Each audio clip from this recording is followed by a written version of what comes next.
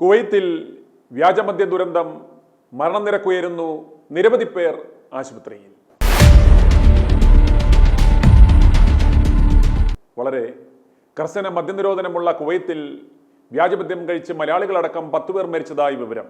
മരണസംഖ്യയും മരിച്ചവരുടെ പൗരത്വവും ഇതുവരെ ഔദ്യോഗികമായി സ്ഥിരീകരിച്ചിട്ടില്ല. നിരവധി പേർ ആശുപത്രിയിൽ ചികിത്സയിലാണ്. ഇക്കഴിഞ്ഞ ഞായറാഴ്ച മദ്യപാനം നടത്തിയ നിർമ്മാണ തൊഴിലാളികൾക്കിടയിലാണ് ദുരന്തമുണ്ടായത് എന്നാണ് വിവരം.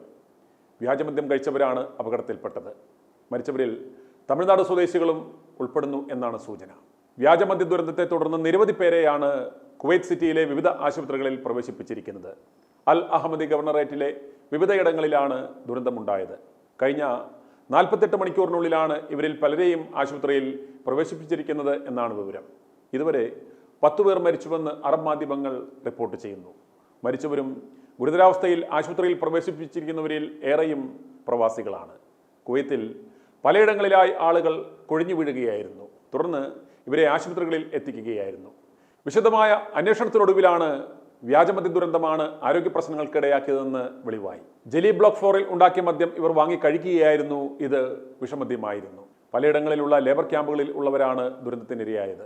നിലവിൽ 15ഓളം പേർ ആശുപത്രിയിൽ ചികിത്സയിലാണെന്ന് റിപ്പോർട്ടിൽ പറയുന്നു. 10 പേരാണ് മരിച്ചത്. ഇവർ എല്ലാവരും പ്രവാസികളാണ്. അതേസമയം എവിടെ നിന്നുള്ളവരാണ് മരിച്ചവർ എന്ന കാര്യത്തിൽ ഇതുവരെ വ്യക്തതയില്ല.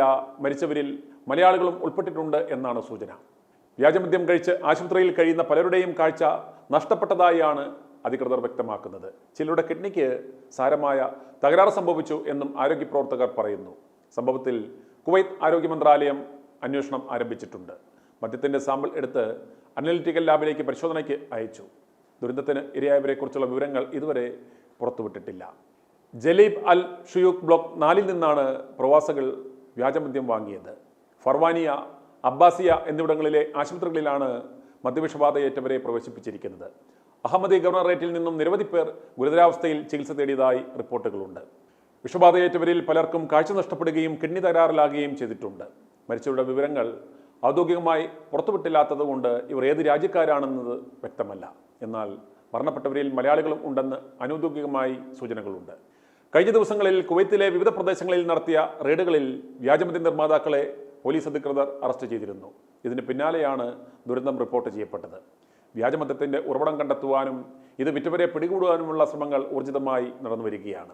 1965 മുതൽ കർശന മദ്യനിരോധനം നിലനിൽക്കുന്ന രാജ്യമാണ് Kuwait. i2i News, an eye for truth.